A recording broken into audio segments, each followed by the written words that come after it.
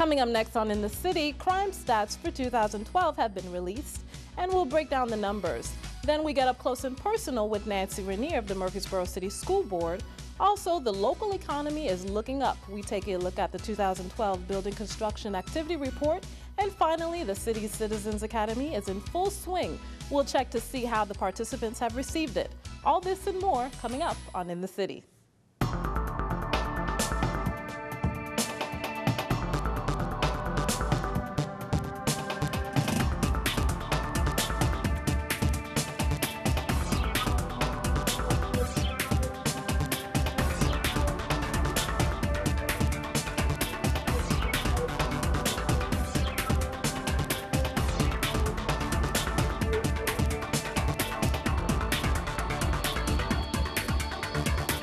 Hello and welcome to another edition of In the City, your source for what's happening right here in the city of Murfreesboro.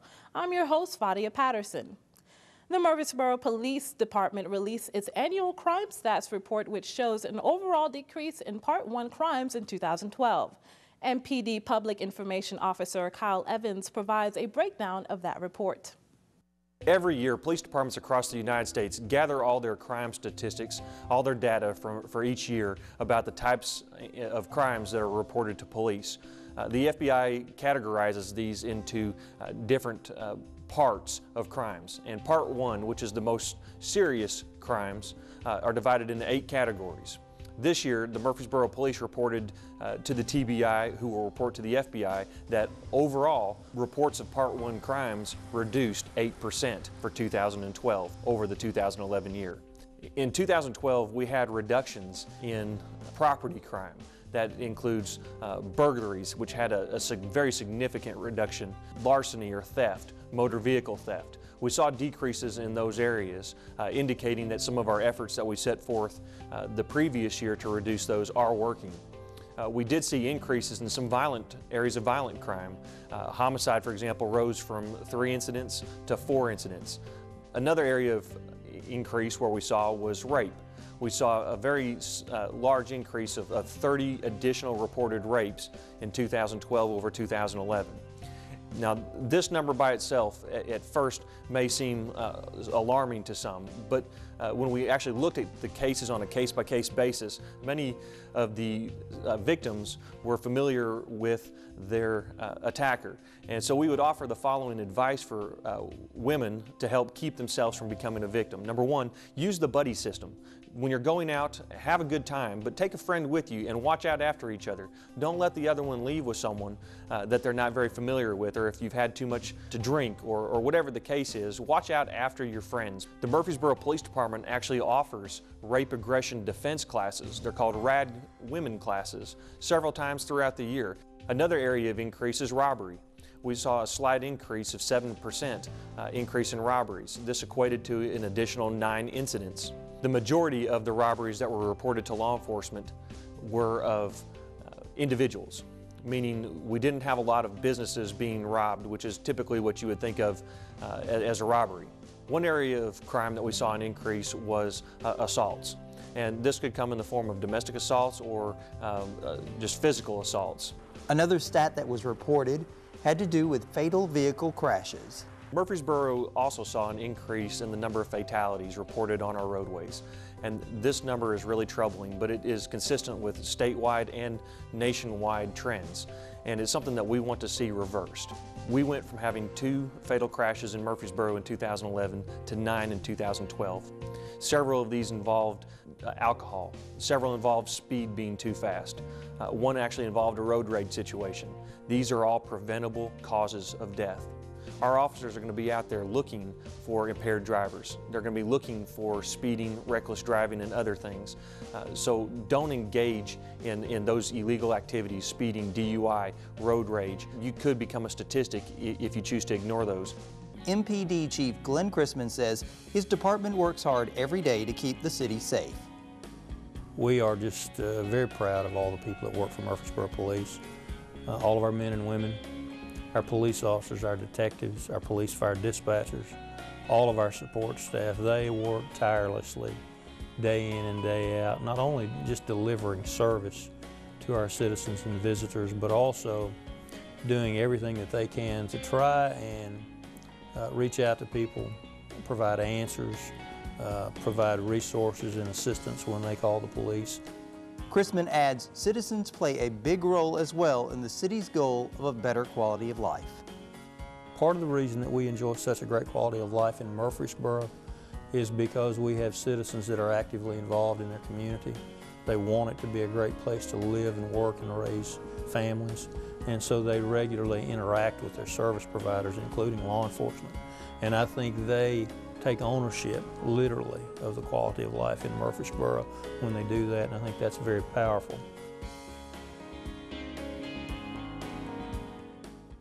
At a very difficult time in her life, Nancy Rainier decided to join the Murfreesboro City School Board to honor and step in for her late husband, Dennis Rainier.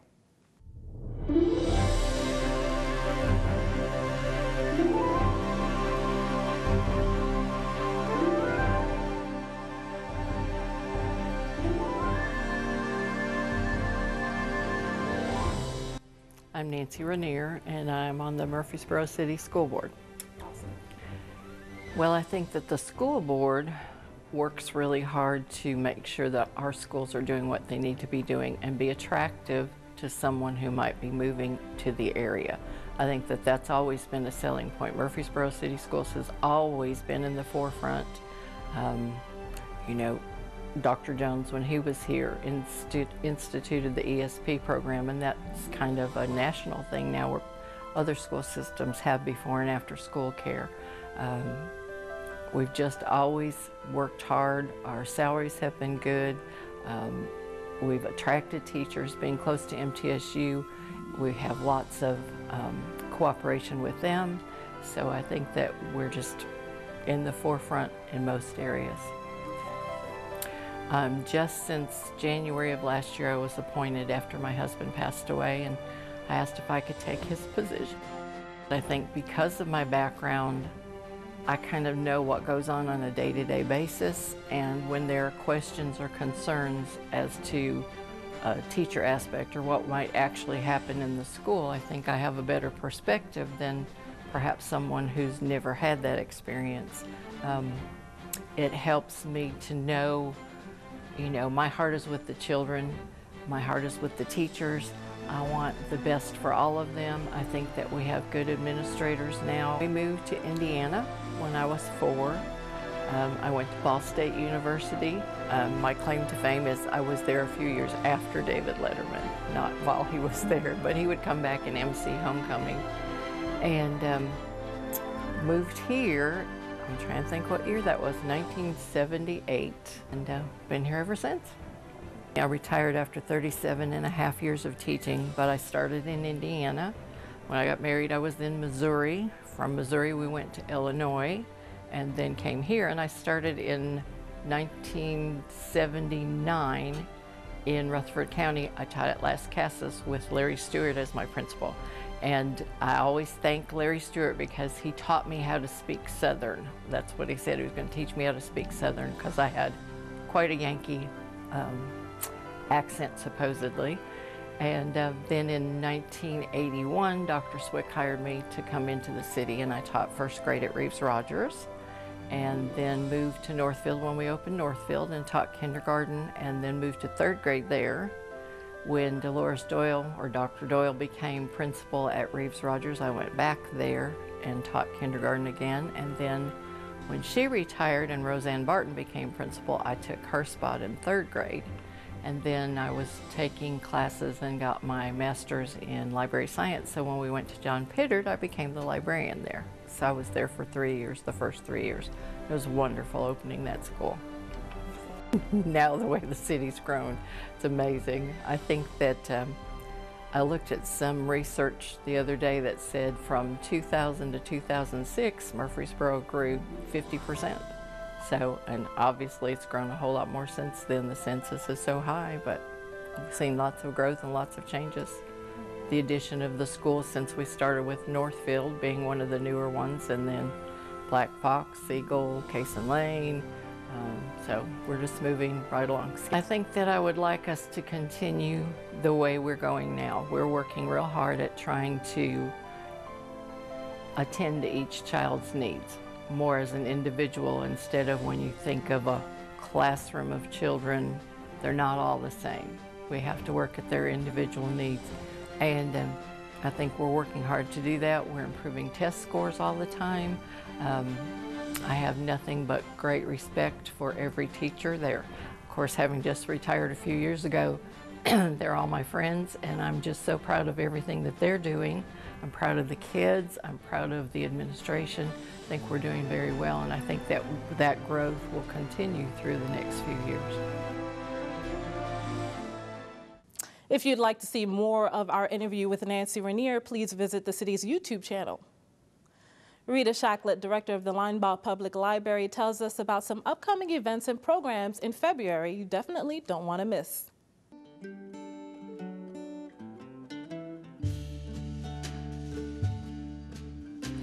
Hello, I'm Rita Shacklett, director of the Linebaugh Public Library System. Linebaugh Public Library is located at 105 West Vine Street. Our hours of operation are Monday through Thursday, 9 a.m. to 9 p.m., Friday and Saturday, 9 a.m. to 5 p.m., and Sundays, 1 to 6 p.m. Here are some upcoming events at the library that you and your family can enjoy. It's not too late to join the winter reading program at Linebaugh Library. Read and report on 6 books between January 28th and March 9th to win great prizes. Sign-ups continue at the circulation desk. The Rutherford Writers Inc. will meet on Saturday, February 2nd and Saturday, February 16th at 10 a.m. in the boardroom on the 2nd floor of the Linebaugh Public Library. All writers looking for help and insights into writing are invited to join. Linebaugh will be holding a free cupcake decorating tween event on Friday, February 15th for tweens ages 8 to 12. This Decorate Your Own Cupcake free event will be scheduled for 10 a.m. Advanced registration and use services is required and is limited to 15 participants. The Joint Board of Directors of the Linebaugh Public Library System will meet on Monday, February 18th at 5 p.m. in the boardroom on the 2nd floor at Linebaugh Public Library. This meeting is open to the public. The Tuesday Book Discussion Group will meet on Tuesday, February 19th at 7:30 p.m. to discuss Crooked Letter by Tom Franklin. The Lit Wits Book Club will meet on Thursday, February 21st at 6:30 p.m. to discuss Dead End in Norvlet by Jack Gantos. The Women for Peace and Justice Book Group will meet on Wednesday, February 27th at 10 a.m. to discuss Yellow Birds by Kevin Powers. The Seniors Group meets on the first Thursday of every month at MGL. There is also a Senior Citizens Game Day on the fourth Thursday of every month. Both events start at 12 p.m. GED classes are offered every Tuesday and Thursday from 6 to 8 p.m. The Romance and More Book Club will be meeting Saturday, February 16th at 10 a.m. at Smyrna Public Library. On Tuesday, February 19th at 6 p.m., Smyrna Library will be hosting an off-stage program of the Nashville Symphony. Members of the Symphony will be on hand for an informal performance and question and answer session.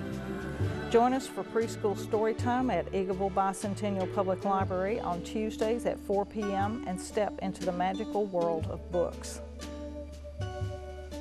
For more information about events at the library, please visit our website at linebaugh.org and follow us on Twitter at LINE Library. Some have called the recent downturn in the economy the worst since the Great Depression. Although Murfreesboro has been less affected than other areas of the country, the 2012 year-end building construction activity report has city leaders very upbeat. Here are some of the numbers. The financial impact to the city from construction. In 2011, it was $202,098,147. In 2012, it was $378,015,974, an increase of $175,917,827. Available lots for house construction. In 2008, it was at an unhealthy 2,237 available lots. In 2011, there were 1,522 available lots, and in 2012, there were 1,254 available lots. decreasing to a healthier number. Preliminary plats of new subdivisions reviewed by the city. In 2011, there were 13 reviewed, and in 2012, 26 were reviewed. Preliminary lots approved by the city. In 2011, 161. In 2012, 311. Financial impact to the city from permitted residential units. In 2011, over $50 million. In 2012, over $100 million. Multifamily units permitted by the city. In 2011, 0. In 2012, 458. Single-family units permitted by the city. In 2011, 406. In 2012, 536. Joseph Ada Lott, the city planning director, recently said economic recovery appears to be underway as evidenced by the number of items submitted for plans review and inclusion on the Planning Commission's agenda. Becky Johnson, the Parks and Recreation Department's Marketing and Special Events Coordinator, stopped by to talk about some great activities coming up. Becky? Hi, I'm Becky Johnson with the Murfreesboro Parks and Recreation Department. We have parks, greenways, and facilities all across the city with lots to offer. Here are some programs and events for you and your family. Heart Healthy Giveaway. Enjoy a special treat on Valentine's Day. Work out at SportsCom and receive one Hershey Kiss. Attached to the kiss will be heart healthy ideas and tips. 3 kisses will have a coupon attached for 1 hour of free personal training. Only 1 kiss per person for the day. Have a great Valentine's Day. African American Cultural Night, Serving Up Soul Food Cook-Off. Come join Patterson Park and Murfreesboro City Schools to celebrate the African American community and their families. Activities will include viewing of African American art, dance, poetry, music, and song, Serving Up Soul Food Cook-Off, exhibits, and community partner booths. For all ages on Thursday, February 21st from 4 to 8 p.m. at Patterson Park Community Center. The cook-off is free. For more information, contact Candy Clifford, Murfreesboro Community Outreach Coordinator at 474-1078. American Red Cross Water Safety Instructor Class. Become certified by the American Red Cross to teach swim lessons. This class will instruct you how to teach strokes for swimmers and non-swimmers of all ages. For ages 15 and older, the class will be held Friday, Saturday, and Sunday, March 8th, 9th, and 10th. Registration is required, so sign up now. The fee is $172. For more information, contact Nikki Hensley at 895-5040. Community Yard Sale at Cannonsburg Village. Vendors sign up now. Reservations required for booth space. Entry deadline is Tuesday, March 19th. For a list of yard sale booth rules, contact Cannonsburg Village. The yard sale is Saturday, March 23rd from 7 a.m. to 1 p.m. at Cannonsburg Village. The booth fee is $10. For more information, contact Cannonsburg office at 890-0355. For more information about these events and programs, please pick up our Rec Connection Program Guide, which may be found at any of our facilities, or visit us at murfreesborotn.gov/parks to download a copy. For other information or general questions, call us at 615-890-5333. Murfreesboro Parks and Recreation Department, dedicated to enhancing your quality of life. With the success of the police and fire academies, the city recently offered a Citizens Academy to people that want to better understand how city government works. We visited the group to see how the academy was going. The last 3 weeks, we've been through several different departments with our Citizens Academy. Tonight, we're here at the Murfreesboro Fire and Rescue Department, where we've learned all kinds of things from our fire department on how they put fires out, some of their fire extinguishing tips. They showed us a sprinkler system, their tower truck, and how they get to fires where maybe someone is stuck on a 3rd or 4th floor of a building. And they've also told us about some of their public events that they do. We're going to attempt to visit about 20 departments over an 8-week schedule. Last week we had a visit of 3 departments. Tonight we visited with our police, dispatch, and fire. Next week, we'll be visiting with 5 of our departments, but that's because they work closely related. That's our development services, such as planning, engineering, transportation, and building and codes. It helps them know a little bit more about their city government, and if nothing else, shows them how approachable our employees are and who to contact if they need anything concerning a certain issue. Well, the Citizens Academy, I think, is a wonderful idea. We have a wonderful city, but I don't think many of us know much about its inner workings and the checks and balances, the enthusiasm and the quality of people that we have running our city. And it makes you feel really comfortable that we have those qualified people who really care, that are using our tax dollars to their best advantage. I got into this to learn more about the city, and it has been a tremendous help.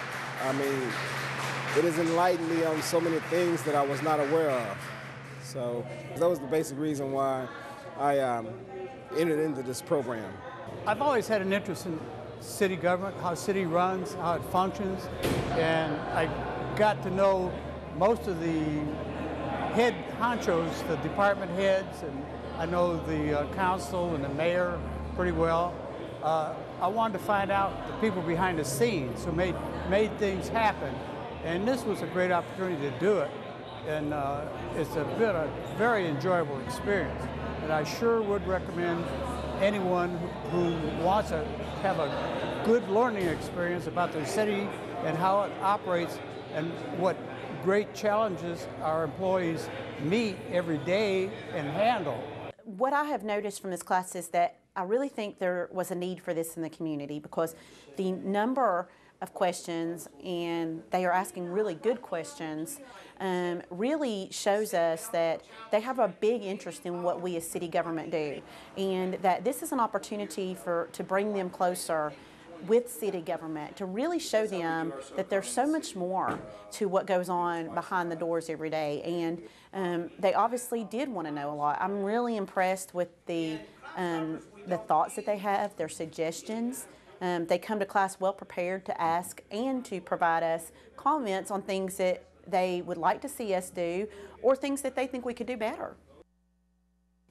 Linda Bird is back to tell us about some upcoming classes, trips, dances, and other programs being offered by the St. Clair Street Senior Center. Hi, I'm Linda Bird. If you're a senior in Murfreesboro, we'd love for you to come and check out the St. Clair Street Senior Center. There's always something happening at St. Clair, all with you in mind. Here are just some of the activities we have coming up. February 13 at 10 o'clock is the Healthy Heart Seminar.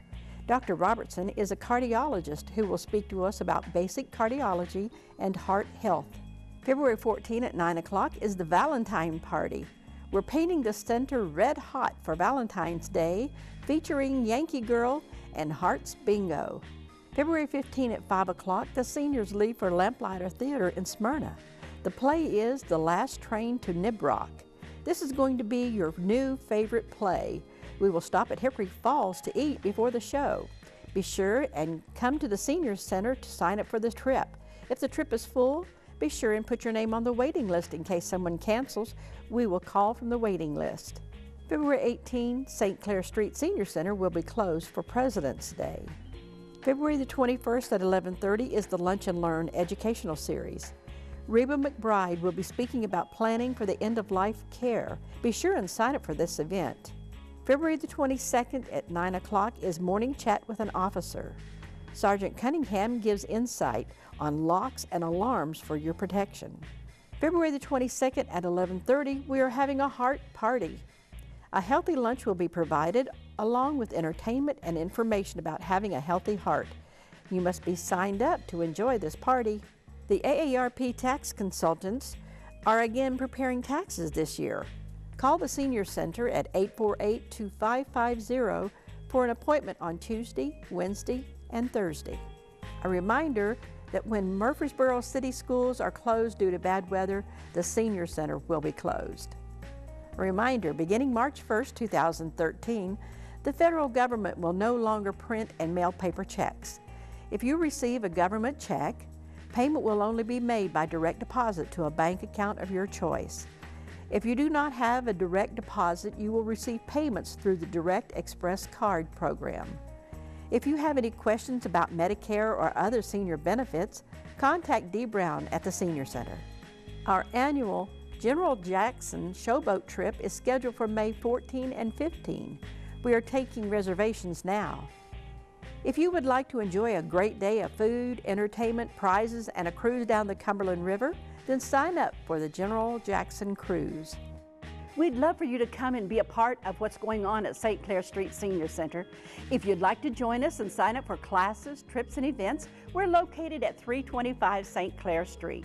And for more information, you can call us at 848-2550 or visit us on the web at www.murfreesborotn.gov. Come and join us.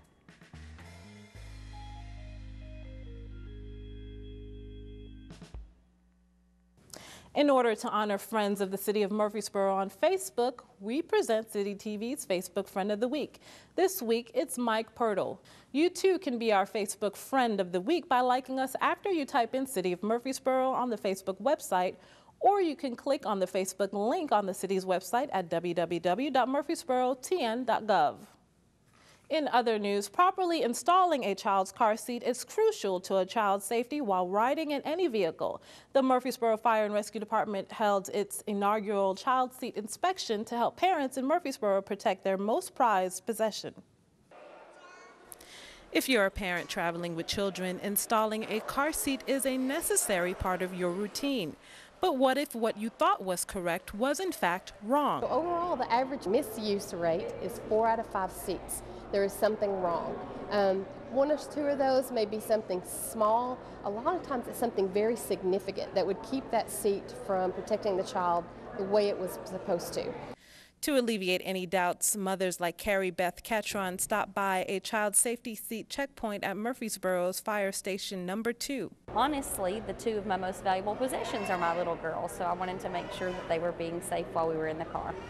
Firefighters went through extensive training themselves with Safe Kids USA to help answer any questions that parents may have and to help them feel confident when installing a car seat. Not only is it a good thing for parents to come by, they get to learn a little bit about how to install these safety seats correctly, but we also get a chance for our personnel who've been going through this 32-hour course to practice what they've learned.